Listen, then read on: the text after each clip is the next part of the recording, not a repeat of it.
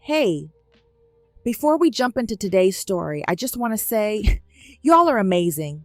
To everyone who's liked, shared, commented, or subscribed, you're the real MVPs. And if you're watching but haven't subscribed yet, what are you waiting for? Come on and hit that button so you never miss a story drop. All right, let's get into it. Maryland, USA. 10 years ago. It was raining the first time Dae-jung saw her. The parking lot was nearly empty behind the local community center, the sun already low behind the gray sky. Dae-jung, barely 13 then, sat on a bench under the overhang, scrolling mindlessly through his phone while his father, Chairman Baek-hyun, spoke with donors inside. He looked up when he heard the soft crunch of gravel. A girl stood barefoot in the rain. Her jeans were torn, soaked at the cuffs, and her wild halo of curls clung to her cheeks. She couldn't have been more than 12, and yet her eyes, they weren't like anyone his age. They looked like they'd seen too much, felt too much, a mix of defiance and exhaustion. She was carrying a plastic bag that sagged with old clothes and a purple stuffed bear. Their eyes locked. "What are you staring at?" she asked, chin lifting. He blinked. "You're getting soaked." "So?" Dae-jung stood slowly, removing his hoodie. "You'll catch a cold." She hesitated, then shook her head. "Don't come closer." "I won't." He set the hoodie down on the bench between them. "You can use this, if you want." She stared at the hoodie, then him. She didn't take it. But she didn't walk away either. That night, Chairman Beck had returned to the center to speak with the social workers, but instead found his son in the waiting area, playing cards on the floor with a girl he didn't recognize. "This is Shanice," Dae-jung said, without being asked. "She is an orphan. She's been living with a foster family that just left her." Baek-hyun frowned slightly. "And why are you playing cards on the floor?" "Because she didn't want to sit at the table." Shanice crossed her arms, eyes darting up at the tall, silver-haired man in the designer coat. "Is that your dad?" "Yeah," Dae-jung replied, "but he's nicer than he looks." Baek-hyun sighed. "I'm right here, son." And then Shanice, bold and sharp as ever, looked straight at the billionaire and said, "If you're taking your son, can I come too?" Dae-jung burst into laughter. "What kind of question is that?" But the chairman only studied her for a moment, his expression unreadable. Then he said, "Let me speak with the social worker." 6 months later, Seoul, South Korea. The Beck estate was one of glass and silence. Servants didn't speak unless spoken to. The walls were marble and the floors gleamed like mirrors. But in the West Wing, where 2 teens laughed late into the night, the rules began to crack. Shanice and Dae-jung grew up like 2 halves of the same song. Her rhythm, his melody. They were never lovers, but the way he looked at her when she tied her hair up, or the way she lingered when he read aloud from history books, suggested something deeper, something inevitable. Age 19. One afternoon, Shanice walked into Dae-jung's study with a lemon tart she had baked herself. He looked up from his desk, blinking. "You baked?" She grinned. "Don't be rude. Try it." He took a bite, then paused. "Is it bad?" she asked. "It tastes like regret." She blinked. "Excuse me?" "Because I regret ever making fun of your cooking." Her laughter echoed through the walls. 4 years earlier, Baek-hyun remarried in a quiet ceremony. No press, no guests outside of key executives. Duri, the new Madame Beck, was beautiful in the most chilling way, like a portrait behind glass, impeccably dressed, soft-spoken, and smiling just enough to be unreadable. She called Shanice dear and always touched her shoulder like she was smoothing away lint. But when no one was looking, her fingers would linger too long, her compliments a shade too sharp. "She's lovely," Duri once whispered to her husband. eyes fixed on Shanice across the dinner table. But shouldn't she consider university abroad? She belongs here, Chairman Beck replied simply, and that was the end of it. Present day, the sky wept again, just like the day Shanice met Dae-jung. Now she stood beside him in black, her hand tightly clasping his, as hundreds of mourners filed past the portrait of Baek-hyun, stoic, strong, and irreplaceable. Duri-eun wore a perfect hanbok in deep charcoal, her veil pinned neatly in place. She stood still, head bowed, but when no one was watching, she smiled, a tiny, satisfied curve of her lips, and Shanice, standing just behind her, saw it. Her heart skipped. A chill ran down her spine. It was the first time she realized something in this house had changed. Forever. What happens now? Shanice whispered into the cold air that night as she stood alone on the balcony, Dae-jung asleep inside. The stars did not answer, but somewhere in the dark, Duri-eun was already making plans. Beck Estate, 6 months after the funeral. The mourning banners had long since been taken down. The black suits had returned to business casual, and while Baek-hyun's portrait still hung above the grand staircase, his presence no longer ruled the house. Instead, it was her, Duri-eun. She walked the estate halls like she'd been born to them, her soft-soled slippers brushing the marble with elegance no one questioned. She replaced the old head butler with a younger man of her choosing, had the chef replaced, changed the piano room into a solarium. For peace, she said. She was polite, she was gracious, and she made sure that, brick by brick, the house remembered who was still standing. Beck Corporation Boardroom, Seoul. The boardroom was silent as Duri-eun stepped to the head of the table. Her black silk blouse shimmered beneath the recessed lights, her voice calm and cool. With the chairman's passing, she said, I'll be acting as interim head until my stepson finishes his executive training overseas. As you all know, he will be leaving the week. All current contracts will be reviewed. I'll expect weekly reports from each department head. A few of the older men exchanged looks. One of them, Director Kang, cleared his throat. Madame Beck, with all due respect, this is unprecedented. We should wait until Dae-jung returns. She smiled, utterly unbothered. Of course, Director Kang, but my late husband trusted me with power of attorney. You may confirm it with legal. A pause.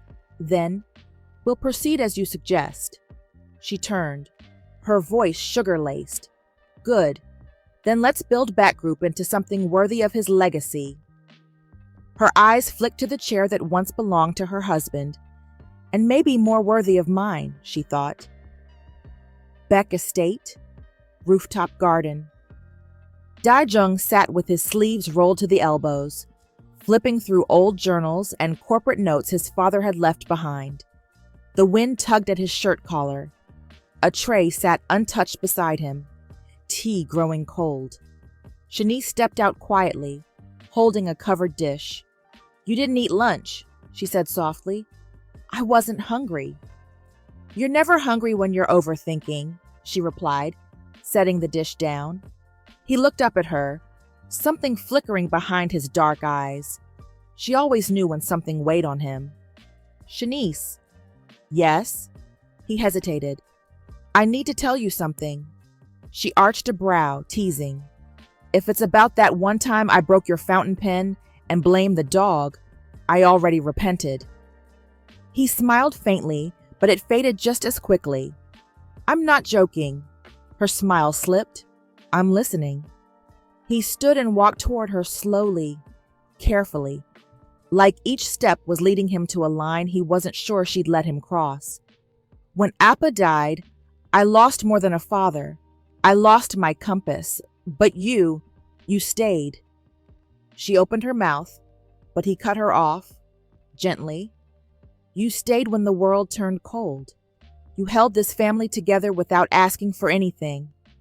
You carried my grief with yours and never let it show. His voice thickened. I don't want to waste any more time. He reached into his pocket, pulling out a small silver pendant she had once admired as a teenager, a simple cherry blossom etched on the front. I know this isn't a ring, not yet, but I wanted to give it to you first. Her hands trembled as he dropped it into her palm. Dae-jung, she whispered. He looked her in the eyes. I love you. A sharp breath escaped her lips, but before she could answer, the garden door creaked. They both turned. Duri stood in the shadows of the doorway, her face blank. She said nothing, just smiled politely, and left. 2 months later, the soft clink of ice into crystal echoed as Duri poured herself a drink. She stood before the window, watching the moonlight dance across the koi pond. Then slowly she sat. She reached into a locked drawer, pulling out a leather file.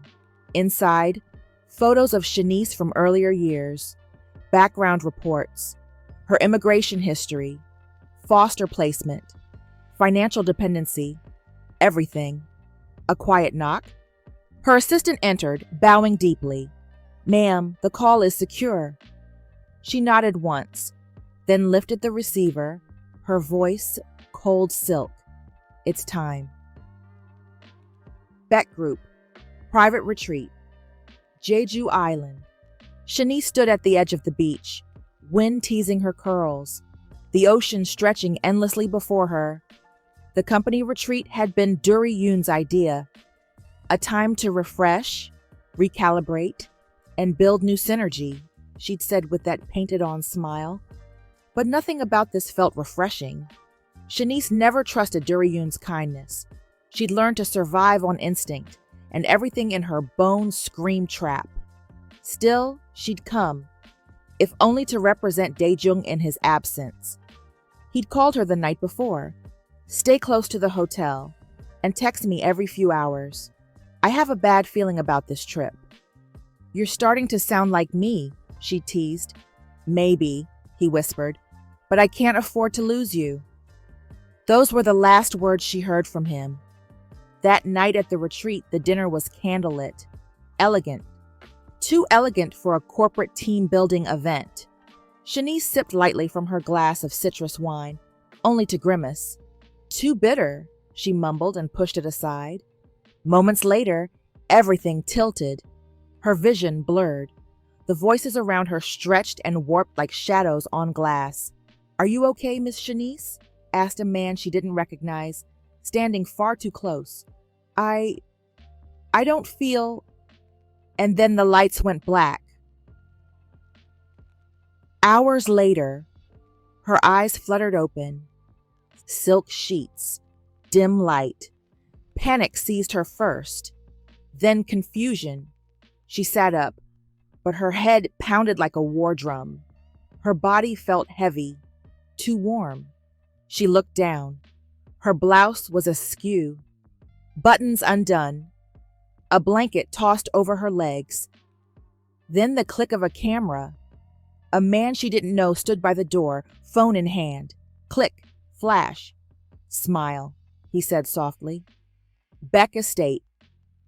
48 hours later, Shanice sat in the drawing room, pale and shaking. Duri crossed her legs, sipping tea with an air of perfect serenity. You'll be receiving photos later today, she said calmly. I had them prepared, just in case you needed clarity. Shanice's voice was hoarse. What did you do to me? Nothing, Duri said with a smile. You simply drank too much.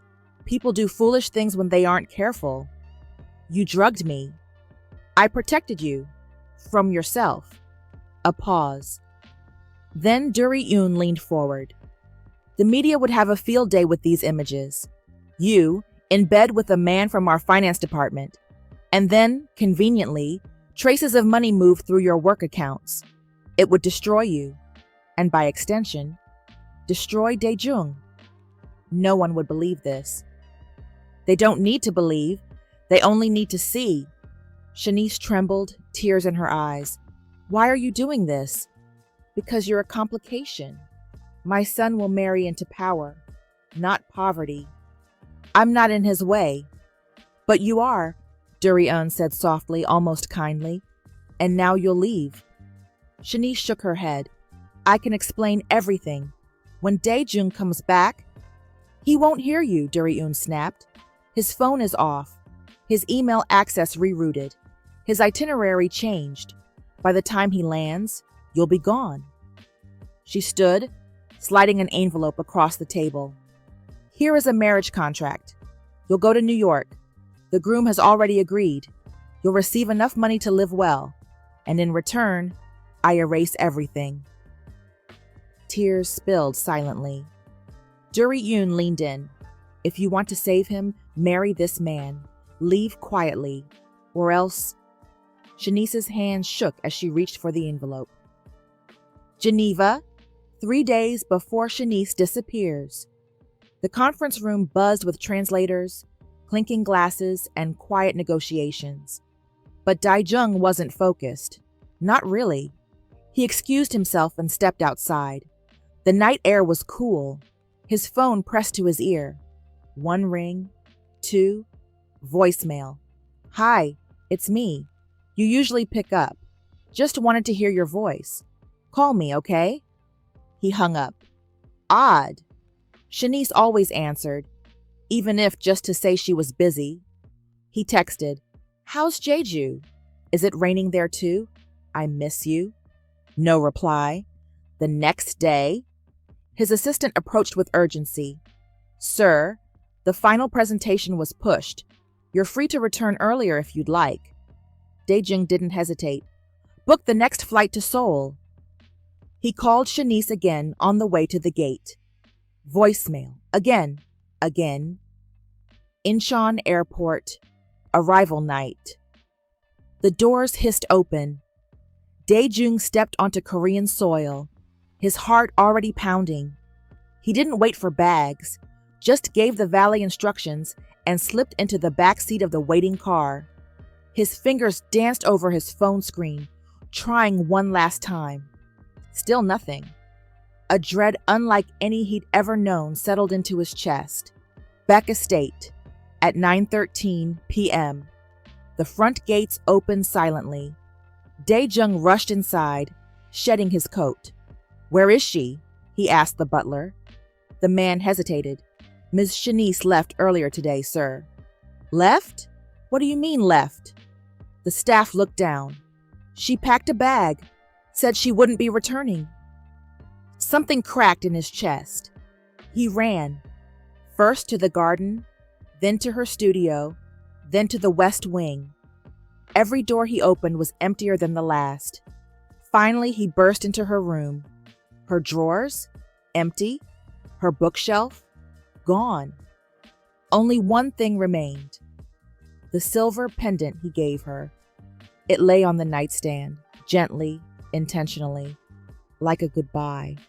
No, he whispered. No, no, no. Moments later, in Duri-yoon's sitting room, he shoved open the double doors. Duri-yoon sat beside a small tea table, a book in hand. Where is she? He demanded. She looked up calmly. She said she needed a fresh start.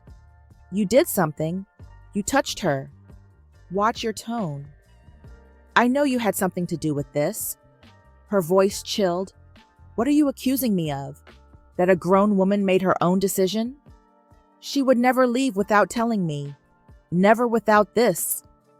He held up the pendant. She left this like she was dying. Duri-yoon sipped her tea. Maybe she realized she didn't belong here. He stared at her, rage boiling in his chest. Then he turned and ran, out of the estate, into the rain. His phone slipped from his fingers. For the first time in his adult life, Baek Dae-jung had no idea where to go. Somewhere in the downpour, he still hoped she'd turn around. 2 days later, the scent of spring was thick in the air, but to Dae-jung, Everything smelled like winter. He waited near the fountain in Han River Park, where he and Shanice used to sit and talk about the future. His heart pounded in his chest like it knew this meeting would change everything. She finally arrived, wearing beige, neutral, cold, like she had erased color from her soul. Her curls were pulled into a bun. Her eyes were unreadable. He stood the moment he saw her. "Shanice!" "Hi," she said quickly, too brightly. "You look well." His brows furrowed. "Why are you talking like that?" She looked away. "Why did you leave? Why didn't you call me? I thought something happened." "I didn't want to call." He took a step forward. "You're lying." "I'm not," she said quietly, not meeting his eyes. "I left because I wanted to, because I've met someone else." The air left his lungs. "What?" "I've met someone," she repeated, louder now. "He lives in the U.S. I'm moving there. I'm getting married." He stared at her. No wind, no sound, just that sentence, thudding in his chest like a cruel drum. "Stop," he whispered. "Stop playing. Tell me the truth. Whatever happened, we can fix it." "There's nothing to fix." "You loved me," he said, taking another step forward. "Don't lie to me now. Just once. Be honest with me." Tears burned behind her lashes. "Don't cry. If you cry, he'll know." She forced a small smile. "It was never what you thought, Dae-jung. I never saw you that way." "Liar!" The word shattered between them. Shanice flinched but held firm. "Goodbye, Dae-jung." She turned and walked away. Every step she took felt like breaking her own ribs. "I'm sorry, Dae-jung," she whispered, "but if losing me means saving you, then I'll disappear." 19 hours earlier, a black car waited outside to pick her up. Inside, a man with a clean-shaven face and nervous eyes watched the door open. Chenise climbed in slowly. He offered a hesitant smile. "So, I guess we're doing this." She didn't smile back. "Name?" she asked dully. "Lee Seon-ho. My father's situation. Let's just say it's very bad. Duri offered me a deal. If I marry you and keep my mouth shut, she clears his name and gives me a new identity in the U.S. Shanice nodded. "Same here, except the trade-off is my soul." They sat in silence. Finally, he said, "We don't have to act like a couple. Once we're in the U.S., we'll keep separate lives. You do you, I do me." "Fine." He glanced at her. "You really love that Beck guy, huh?" She clenched her jaw. "I'm doing this for him." JFK Airport. 1 week later, they arrived as husband and wife, at least on paper. There was no wedding dress, no vows, just a contract filed and a mutual agreement to never speak unless necessary. Seon-ho tried to make things easier. He got a small apartment for her, separate from his. He left a note on the counter. "If you ever need help, call me. I'm sorry we both ended up like this." Seoul. 1 month later, Dae-jung had gone quiet. Publicly, he attended meetings, signed contracts, appeared at charity events. But privately, he stopped playing piano, stopped smiling, stopped sleeping. At night, he sat in Shanice's empty studio, staring at the pendant she left behind. "She wouldn't do this to me," he whispered. "She loved me. I know she did." His assistant stepped inside gently. "Sir, she's in the U.S. now." Dae-jung nodded. "But there's something strange," the assistant continued. "Her marriage certificate, it's filed, but no official ceremony, and no photos. And the man she married, he doesn't seem to exist online." Dae-jung sat forward. "What are you saying?" The assistant lowered his voice. "I think you were both played." New York, Shanice's apartment. The lights were off. She sat on the floor, legs pulled to her chest. On the table lay a photo album, filled with pictures of her and Dae-jung over the years, his laughter frozen in time, his arms always around her. Her hand touched the page. "You probably hate me now," she whispered. "That's okay, as long as you're safe. That's all I wanted." Back in Seoul, Baek Tower rooftop. Rain fell softly. Dae-jung stood on the rooftop alone, clutching the pendant. He closed his eyes. Her voice played in his memory. "I never saw you that way." His voice cracked. "But I saw you. Always." He opened his eyes, and for the first time in his life, he felt alone. Baek Group headquarters, 3 months later. Dae-jung sat at the head of the long glass table in the boardroom, staring straight ahead, unmoving. The room was full of executives, but it might as well have been empty. Presentations were being made, graphs flashed on the screen, but Dae-jung heard none of it. He was thinking about her again. "I've met someone else." The lie still echoed like a cruel wind in a hollow chamber. A sharp voice broke through his haze. "Vice Chairman Baek?" He blinked. Director Kang cleared his throat. "We asked if you'd like to approve the investment package." Dae-jung slowly turned to him. "Table it." "But..." "I said table it." He stood and left without another word. That night, his room had become a fortress. He rarely left it. Stacks of paper cluttered his desk. Search records, financial movements, legal filings, every scrap of information he could find on Shanice, her fake husband, the supposed embezzlement, and the retreat.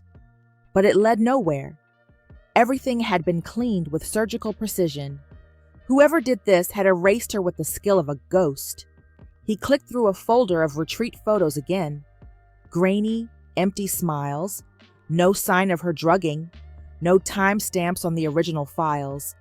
He slammed the laptop shut. 1 month earlier, he had stormed into Duri-yoon's study like a man on fire. She was watering an orchid. "I want the truth," he snapped. She turned slowly. "About what?" "Shanice, the setup, the photos. You had something to do with it." Her lips curled slightly. "You're upset." "Don't gaslight me. I've had investigators trace the retreat event. The man she married has no online presence. The bank flagged suspicious logins. None of this is real." Duri-yoon set the watering can down and moved to her drawer. She pulled out a manila envelope. "Do you really want to know what she did?" She slid it across the table. Inside were a dozen high-resolution photos. Shanice, in bed, eyes closed, shirt slightly open, a man's figure in the background, unidentifiable but present. Dae-jung stared at the images for a long time. Then, "These are fake." "They're real." "They're fake." "You're in denial." His hand slammed on the table. She would never do this. Duri-yoon's eyes chilled. "Then where is she, Dae-jung? Why didn't she fight for you? Why did she leave the pendant you gave her behind?" Silence. Something cracked inside him. "I don't believe this," he said hollowly, but his voice didn't carry the same certainty anymore. Present day at the Baek estate rooftop.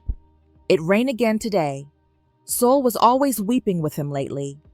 Dae-jung stood at the edge, tie loose around his neck, hair soaked. The city lights blurred through the raindrops in his lashes. He pulled out his phone, opened her contact. Last message. "Please, just tell me why." Still unread, still unseen perhaps. He scrolled to his gallery, and there she was. A photo from 5 years ago. Shanice, in a white shirt, brushing her teeth with foam all over her lips, glaring at him as he took the photo anyway. She had grumbled that day, "If you ever show this to anyone, I'll haunt your dreams." Now she haunted every waking moment. "Why?" he whispered to the rain. Why did you leave me with half my soul? The phone slipped from his hand, crashing into a puddle at his feet. He sank to his knees, gripping the photo pendant on his keychain. And for the first time since his father died, he wept. Duri-eun watches from the hallway balcony, hidden in shadow. She doesn't speak, but her lips part in a faint sigh. Victory never tasted quite like this. He couldn't bury her memory, only himself beneath it. But the heart she broke still beat for her. New York City. The sun poured softly through the window of Shanice's quiet apartment, but she didn't feel its warmth. She sat cross-legged on her bed, sorting through a pile of mail, bills, and a small box that had arrived with no sender name. Just a single card on top. Thought you should know what he's moved on to. She stared at the card, heart clenching. No return address, no handwriting she recognized, just a thick manila envelope inside. Cautiously, she opened it. Inside, a glossy wedding photo. Dae-jung, dressed in a tailored ivory suit, standing beside a beautiful Korean heiress in a designer hanbok. Her hand slipped into his arm. Shanice's breath left her body. Her hands trembled. No. She flipped through the rest. Photos of a grand wedding hall, guests she didn't recognize, a perfectly decorated altar. She blinked rapidly. No, he wouldn't marry someone else. Not like this. Not this soon. But the images were so real, so convincing. A formal invitation fell from the stack, mock gold foil stamped with Baek Dae-jung and Jin Hyo-rin, celebrating a new beginning. Tears blurred her vision. New beginning? She whispered. Then what was I? Later. That night, she curled into herself on the couch, her arms wrapped tightly around a pillow. The room was dark, empty. Like her, Lee Seon-ho knocked gently once before entering. Shanice? She didn't answer. He set a cup of warm tea on the table. I saw the photos. I figured you'd want this. She turned to him slowly, her voice broken. You knew he was going to marry someone else? He sat across from her. No, I didn't. But are you sure it's real? I saw it. People fake things every day. Why would someone do that? Because hurting you hurts him. I tried. I really tried to forget him. A beat. And every time I closed my eyes, I remembered how he looked at me. Like I was his whole world. Seoul. Beck Estate. A fire crackled in the outdoor pit Dae-jung had built during the summer she left. He stood before it now, staring at the folder Duri-eun had given him weeks ago. The photos of Shanice in bed with another man, the fake bank reports, the lies. He held them in shaking hands. Maybe it's all true, he whispered. But even if it is... He opened the folder, took a long breath. Then slowly, one by one, he fed the images into the flames. I believe you, no matter what. The fire popped as it consumed the pages. He watched them blacken, curl, and vanish. Then whispered the truth that had never left him. Because no matter what the world says, my heart never lied. 2 weeks later, Duri-eun receives a call. Yes? The voice on the other end is firm. The package was delivered. She saw it. Duri-eun smiles faintly. Good. Now we wait. She sips her wine. But don't relax just yet. Shanice may be weak, but love makes people reckless. And Dae-jung has always been a romantic fool. She laughs softly. Let them stay buried. The dead should never rise. But the thing about love that's buried, it doesn't decay. It grows. And one day, it will claw its way back into the light. Seoul. Late one night. The wind howled through the city streets like a wounded animal. Inside a sleek black car, Dae-jung gripped the steering wheel with white knuckles, headlights cutting through the storm. Rain slammed against the windshield. His phone buzzed beside him. An encrypted message from a private contact. I found something. The man Shanice married isn't who he says he is. Meet me in person. 11:45 p.m. Industrial Pier. He didn't hesitate. This was it. The thread he'd been chasing for nearly a year. The one no one else believed existed. The truth was finally in reach. Meanwhile, Baek Estate. Duri poured herself a nightcap, standing by her bedroom window. Her assistant stood behind her, tense. He's gone, he said, rushed out of the office without security. She took a slow sip. Good. Let him run himself into ruin. But what if he finds something? Duri-yoon's lips curved into a smile. He won't make it to the pier. Seoul Industrial Pier, 11:50 p.m. Rain poured in sheets as Dae-jung's car turned sharply onto the deserted road. A black SUV appeared in his rearview mirror. Too close, too fast. His eyes narrowed. What the? Another vehicle pulled out from the side alley. His car skidded. Tires screamed against wet asphalt.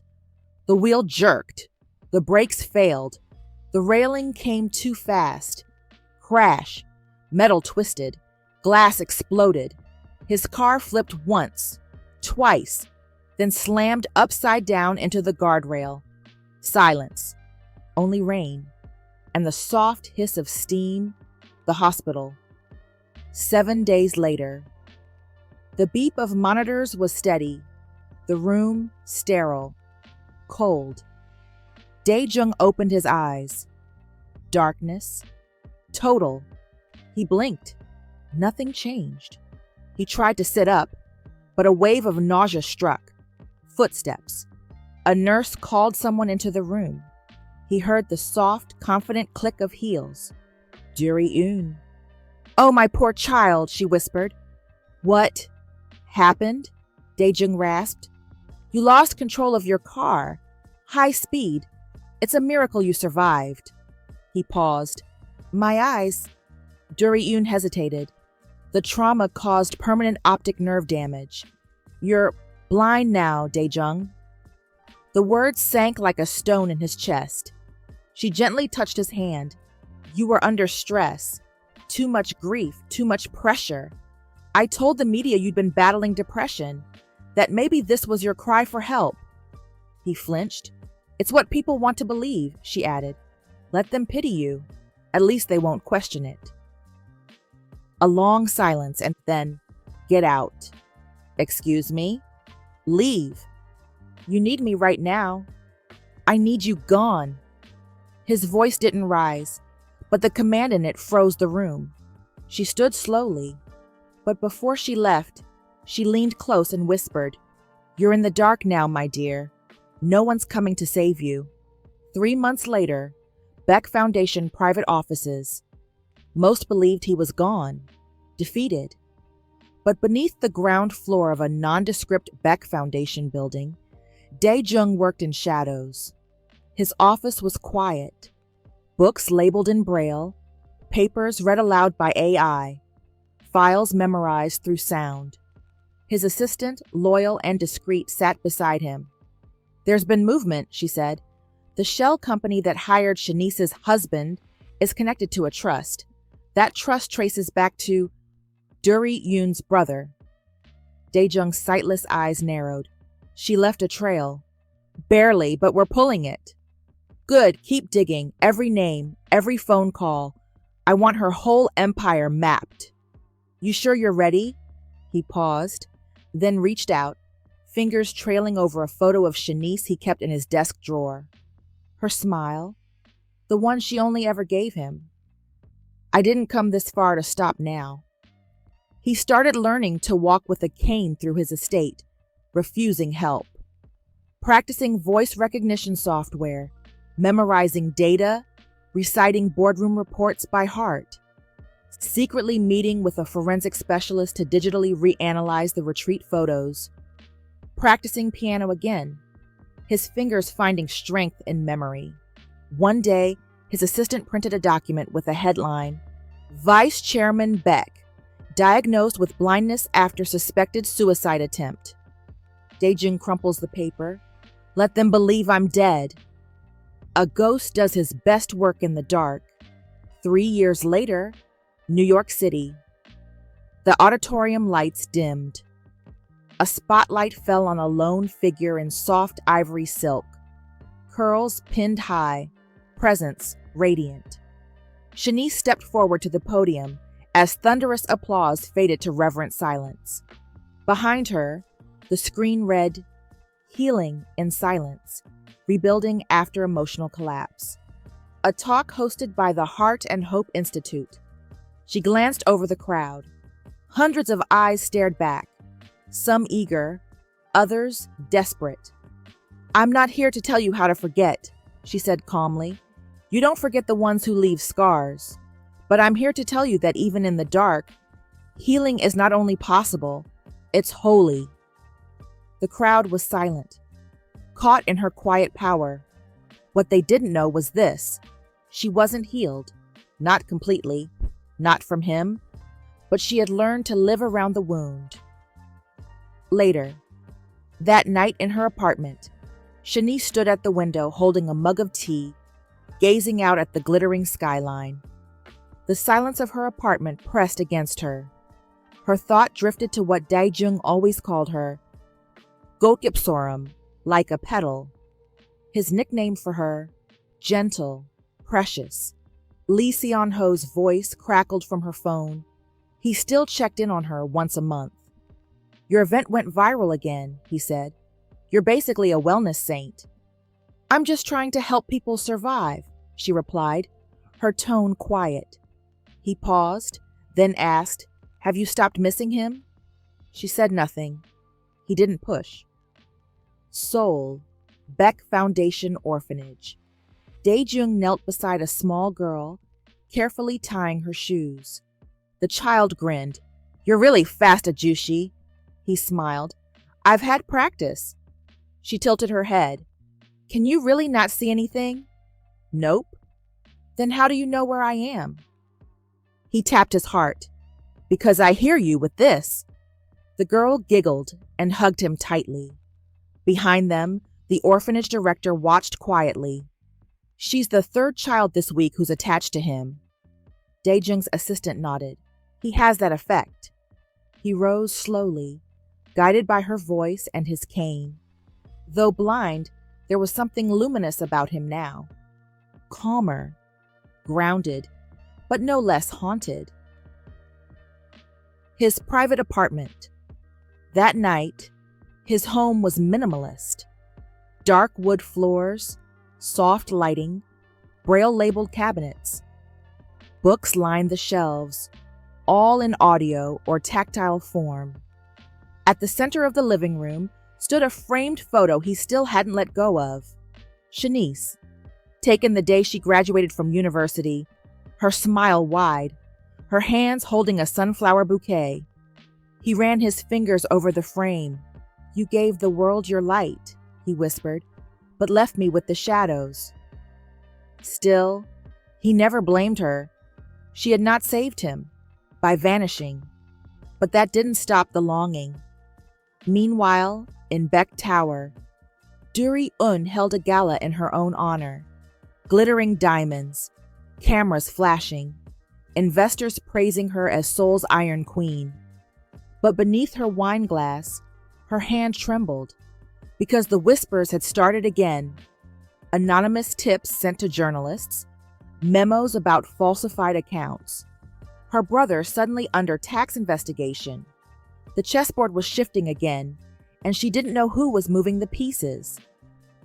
Zurich, Switzerland, Global Wellness and Strategy Summit.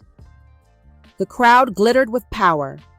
Inside the soaring glass atrium, Shanice stood near a trauma leadership display, nodding politely to a panel sponsor.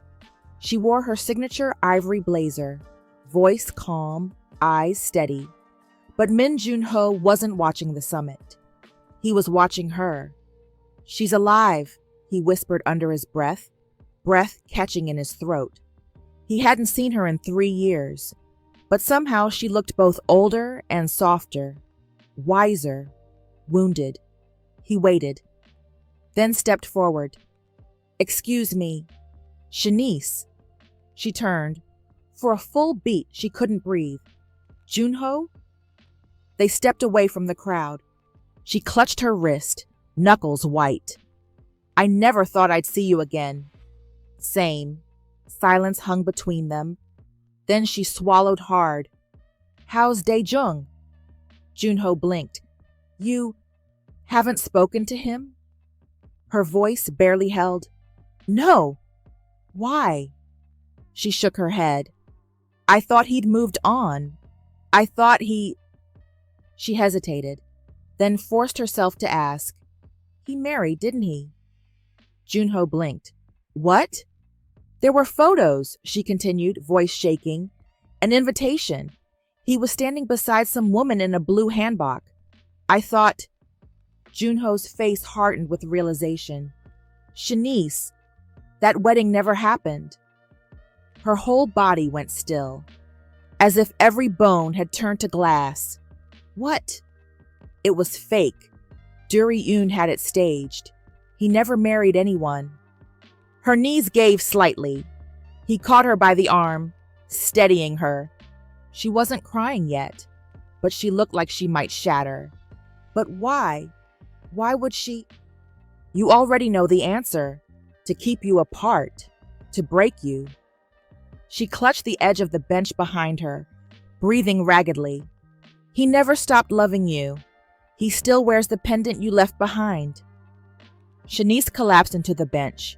She stared at her shaking hands. Day 2 of the Global Wellness and Strategy Summit. The clink of fine glassware. Elegant suits.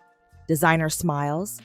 Snow dusted the streets outside the glass-paneled venue, but inside the lights were warm and golden, casting soft halos over crystal flutes and hushed ambition. Shanice stood near the balcony bar, posture poised, expression unreadable. The name on her conference badge read, Shanice Ward, best-selling author of Bloom Through the Ruins, a rising voice in trauma recovery. She had become the image of success, but today, she didn't feel like a blooming anything. She felt suspended, unsettled. Since she saw Min Junho yesterday, watching her now from across the hall with the kind of silence that didn't ask, but knew. She turned before he even spoke. "I knew I'd see you again today," she said quietly. He smiled gently. "You always did know things before the rest of us." She motioned to the quieter lounge tucked beside the stone fireplace. "Let's talk." Private lounge. Minutes later. The fire crackled softly. Outside, snow fell in hushed waves against the tall windows. Shanice sat with her back straight, fingers absently twirling the stem of her glass, but her voice was nothing like her public tone. It was stripped, bare. "You came looking for me." Junho nodded. "He never stopped." Her breath caught. "He didn't marry. I know that now." "He couldn't," Junho replied. "He didn't know how to live without you." She looked away. "He never replied to the email I sent," she murmured. "After a while, I assumed he gave up." "No." Junho's voice thickened. "He lost his sight, Shanice. Not his heart." The words hit like a thunderclap. She froze, then blinked. "What?" "A car crash," he said softly. "Right after you left. It wasn't an accident. Someone ran him off the road because he was getting close to the truth." Her glass slipped from her fingers, shattering against the marble floor. She barely reacted. "Blind," she whispered. "He's blind?" Junho nodded, and she broke. One trembling hand rose to cover her mouth. The other pressed against her chest, as if trying to keep her heart from falling out. No, no, I didn't know. I never would have. Her shoulders folded forward, grief collapsing through her body like a wave. I left to protect him. I thought he'd be safe. He thought you hated him, Junho said. He thought he wasn't worth saving. She looked up, eyes red and glassy. But he was everything. 2 years ago, Baek Estate. Junho had found Dae-jung sitting in the darkened study, facing the window. There was no sunlight, only silence. Do you ever regret still loving her? He asked gently. Dae-jung smiled faintly. The scar along his temple caught the light. Not once at all. Zurich, present day. Shanice stared at the flames, eyes blank. 3 years, she whispered. 3 years of pretending, of building a life on ashes. Junho reached into his coat and pulled out a small folded paper. Faintly creased, faintly scented. He wrote this the night he burned the fake photos. She took it slowly, hands shaking. Her name was on the top. Just her name. She opened it. 3 simple lines. I didn't believe the lies. I never stopped listening for you. Come home when you're ready. I'll know it's you. Her voice cracked. He listened, even when he couldn't see. Junho nodded. And he'll still hear you, if you have the courage to speak. She left to save him. But the man who waited in the dark was the only one who ever saw her clearly. Her voice broke.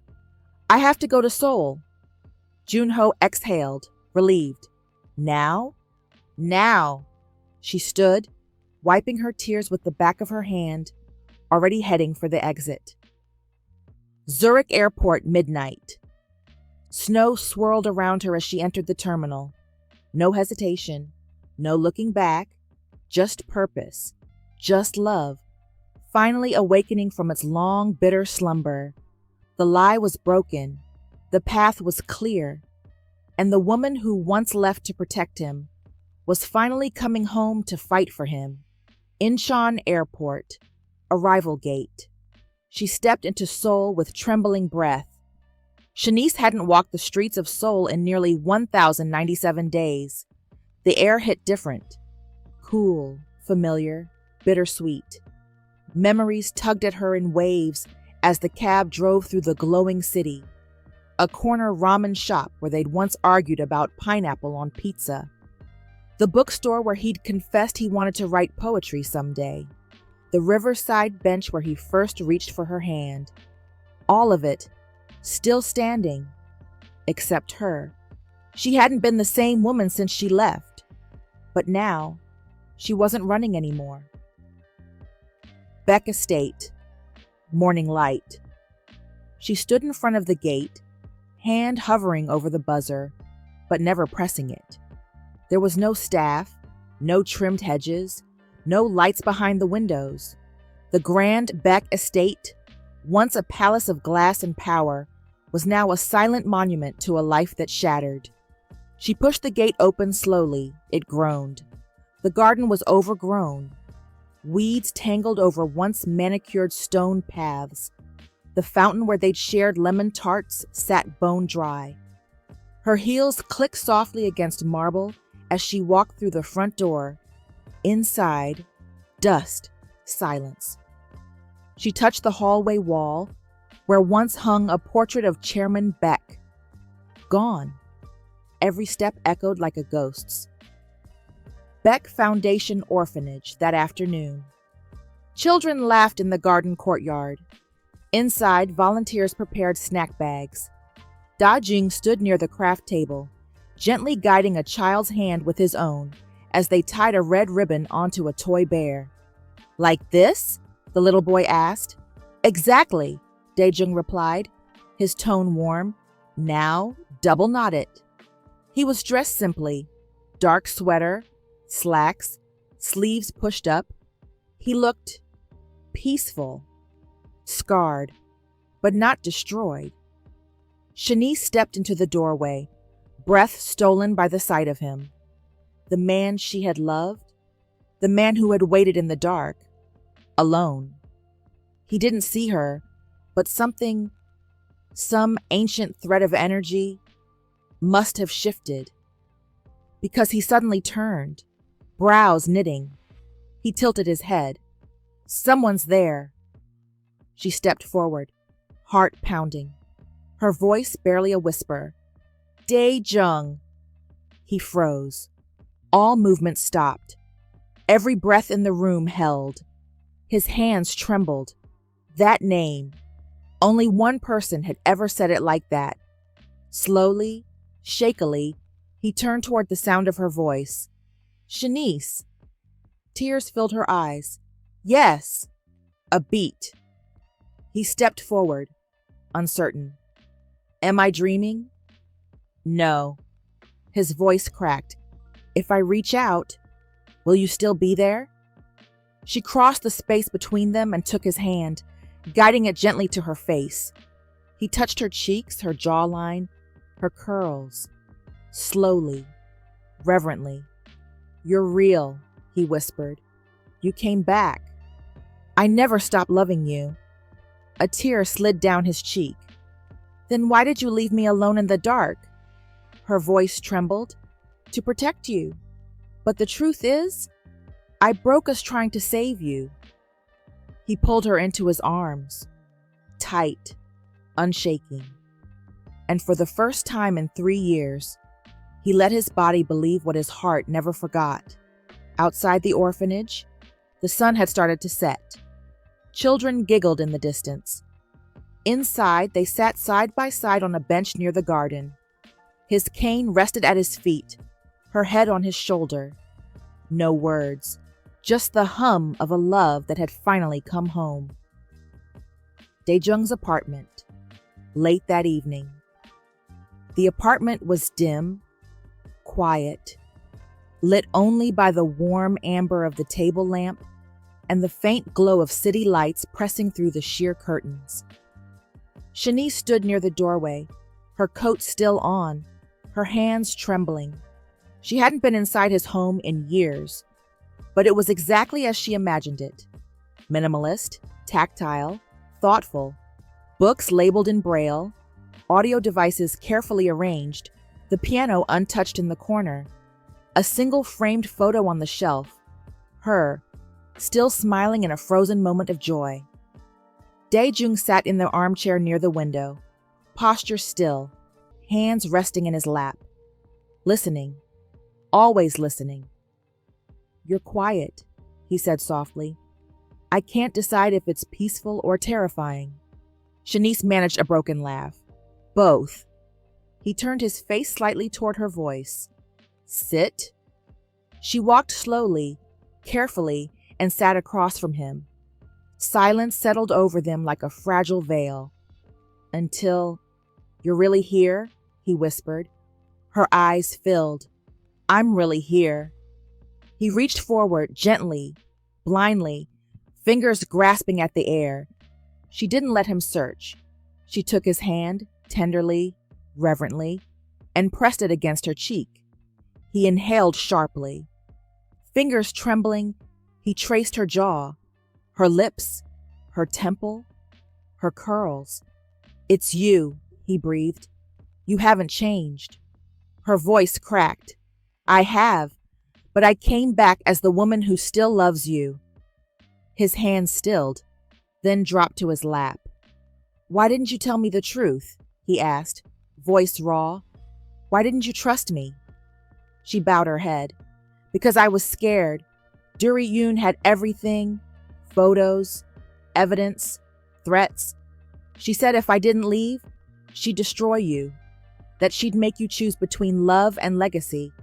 And I couldn't let you lose everything because of me. But I would have given up everything for you. Tears slipped from his eyes, unseeing.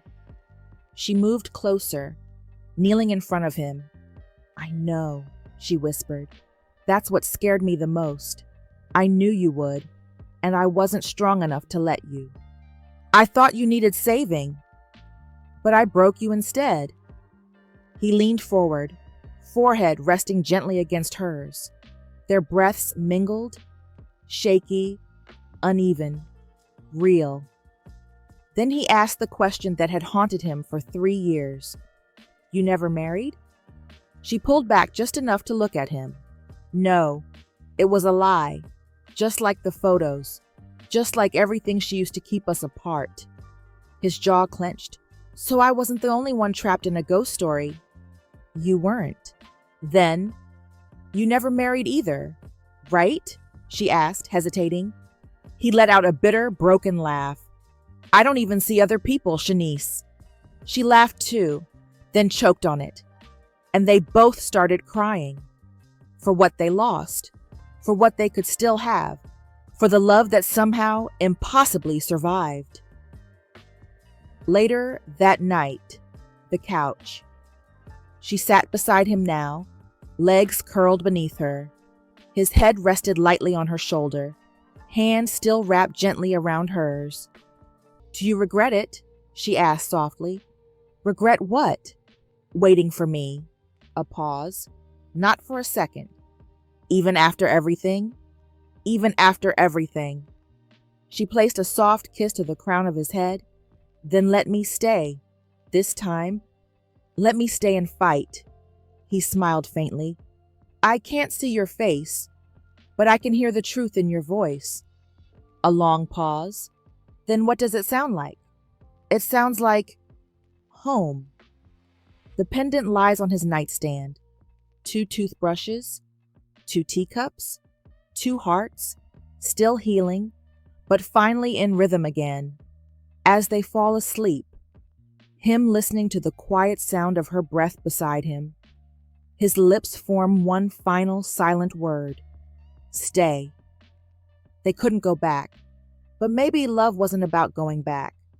Maybe it was about choosing, every day, to stay. 3 days later, Shanice's suitcase sat unopened by the door. She didn't unpack right away, because it wasn't about clothes.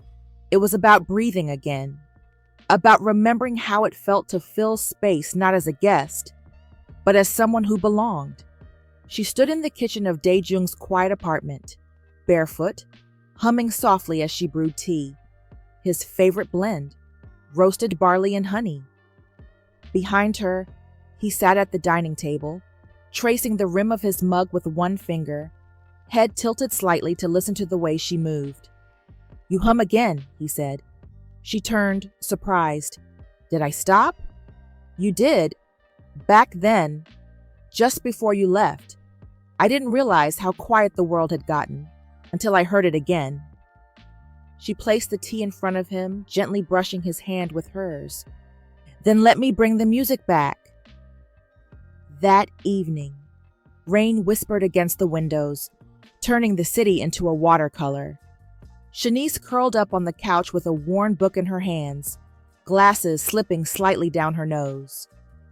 Across from her, Dae-jung sat cross-legged on the floor with his back to the couch, head tilted against her knee, eyes closed. Ready? She asked. He smiled. I've been waiting. She opened the novel, voice warm and steady.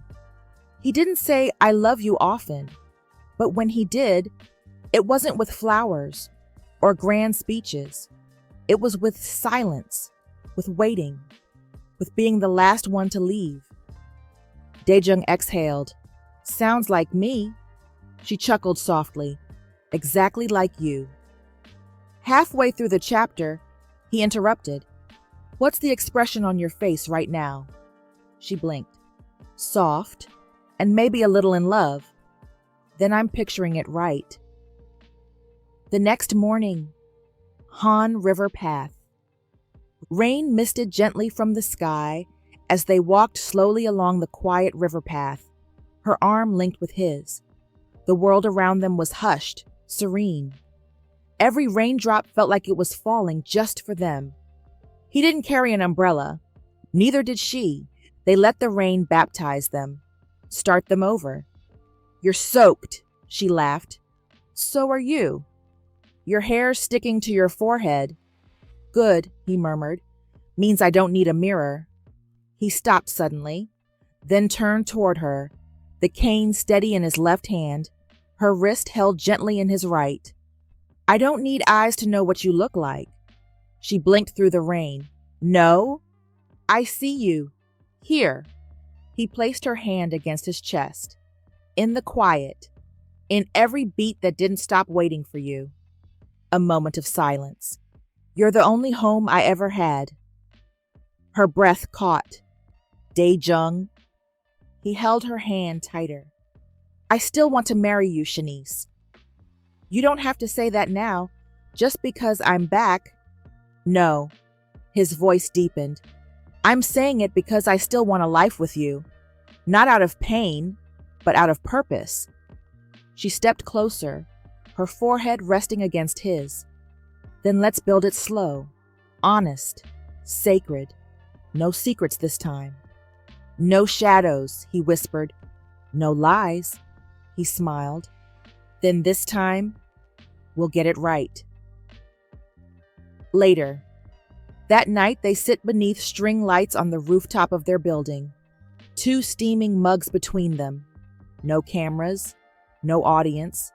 Just 2 people learning to love again. She's sketching something in a notebook.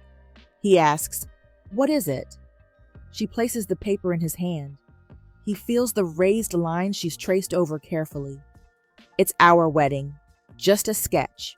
Me in gold, you in black. No stage, no performance, just a promise. He smiles. Then let's make it real. Later in the living room, they stand at the window. Rain trickles down the glass. His arms wrap around her from behind. Her voice breaks the silence. You can't see the city right now, but it's glowing. I don't need to, he says. You're standing in front of me. She closes her eyes. Safe. Finally home.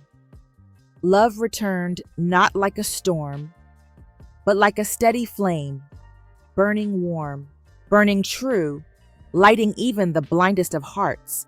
The city awoke in silence, but inside the Beck Foundation's underground intelligence office, the air vibrated with restrained power.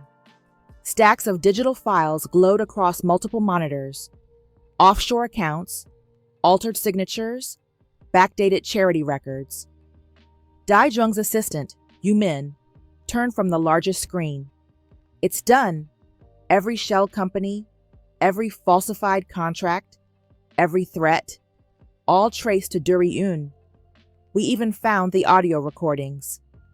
Dae-jung stood beside her, hands braced on the desk, his posture calm but lethal. What about the false marriage contract? The retreat photos? All fake, fabricated through a private intelligence firm in Macau.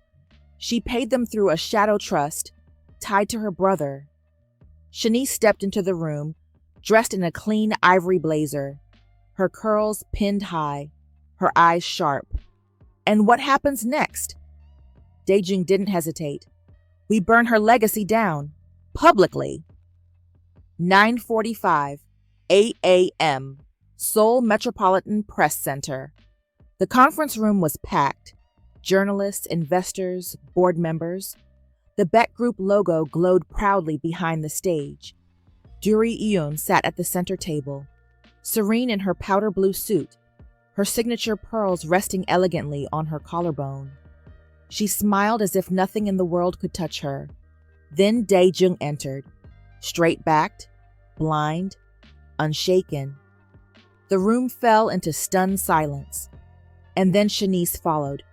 Gasps, murmurs. Cameras flashed wildly. Is that... She's alive? But wasn't she? They took their place beside the legal team. Dae-jung reached for the microphone. I won't take much of your time, he began, but the truth deserves a voice, even from someone who can no longer see it. He paused, then continued. 3 years ago, I was manipulated, lied to, and nearly destroyed. The woman I loved was framed. My name used to hide criminal acts, and the Beck legacy was nearly sold to darkness by someone who claimed to be family. He turned toward the sound of Duri-eun's stillness. My stepmother, Duri-eun, committed over 43 counts of corporate fraud, embezzlement, and abuse of power, including threats made to an orphaned girl who lived under my father's roof. The same girl who stood by me when I had nothing. The room exploded in camera flashes. We have the evidence. You'll receive copies after this briefing. As of this moment, Duri-eun is no longer a board member or shareholder of any Beck subsidiary. Gasps. Stunned silence. But Dae-jung wasn't done. He stepped back and turned to Shanice. She deserves the last word. Shanice takes the stage. Her heels clicked softly as she stepped to the mic. Her hands did not shake. I was once an orphan, a child who didn't belong anywhere.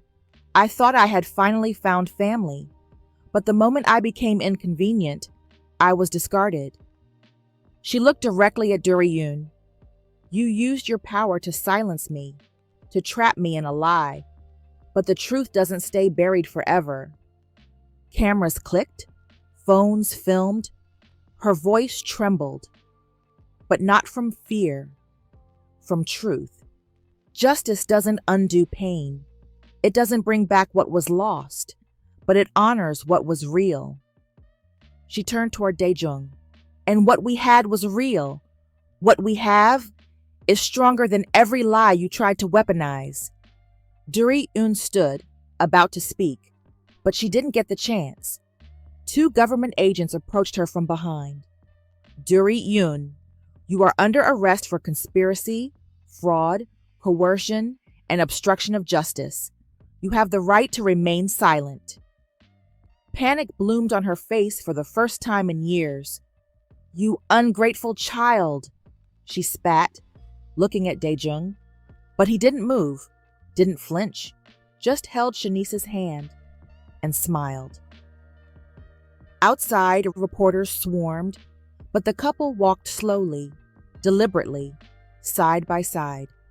She held his hand. He didn't need sight. He could feel the storm had passed. You okay? She whispered. I am now, he murmured. I didn't want revenge.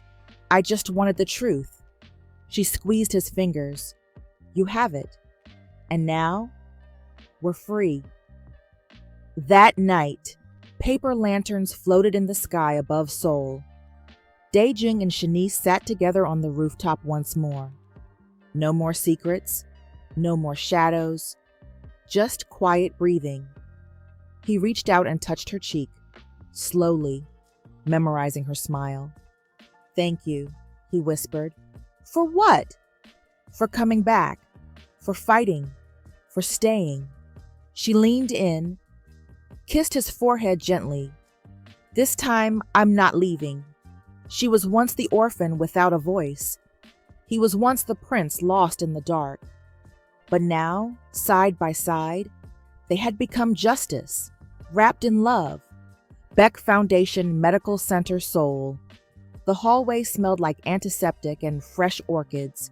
White sunlight poured through tall windows, casting long shadows on the pristine floor. It was quiet, reverent. Even the air seemed to hold its breath.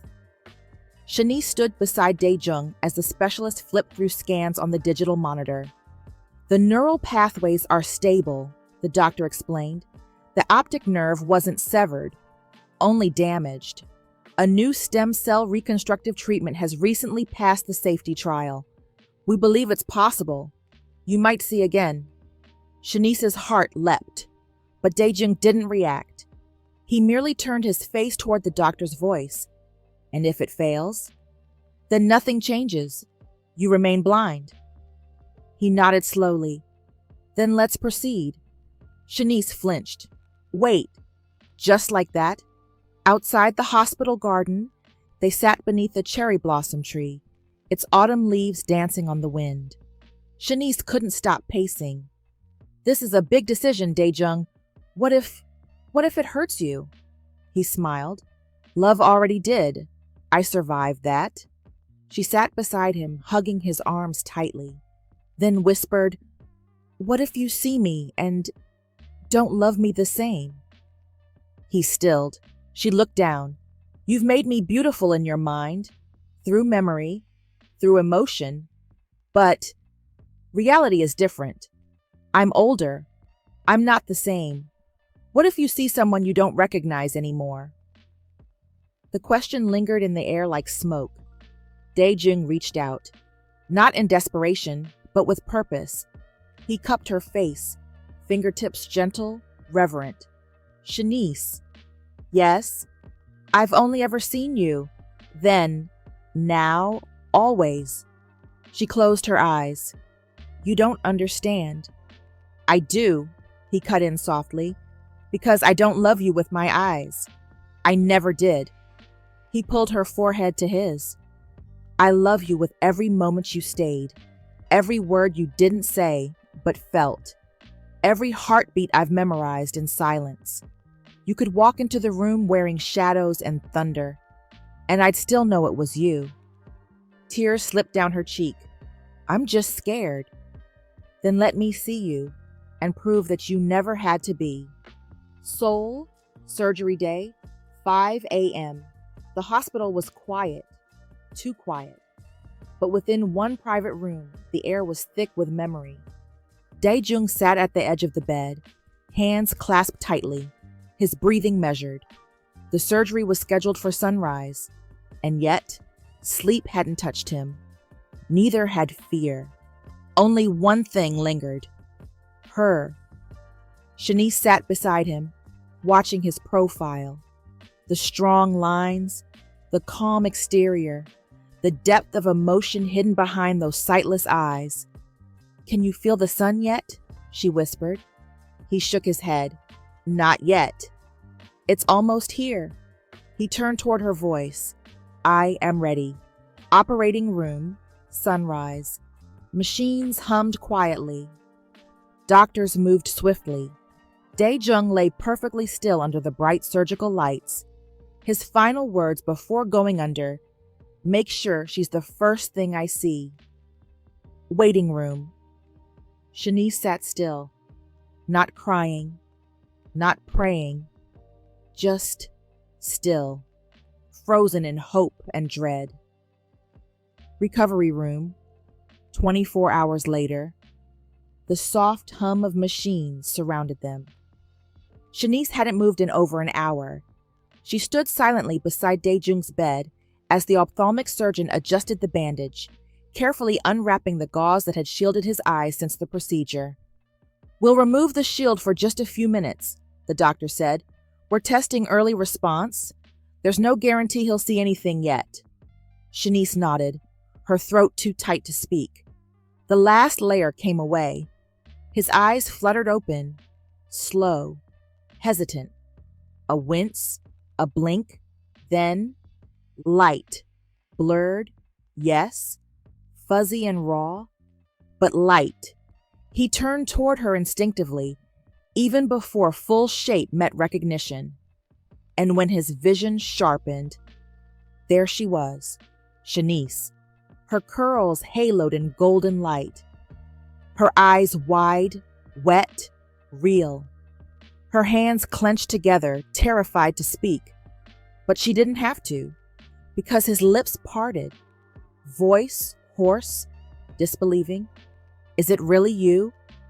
She nodded, a tear slipping down her cheek. "It's me. You're here. Always." And then the smile broke across his face.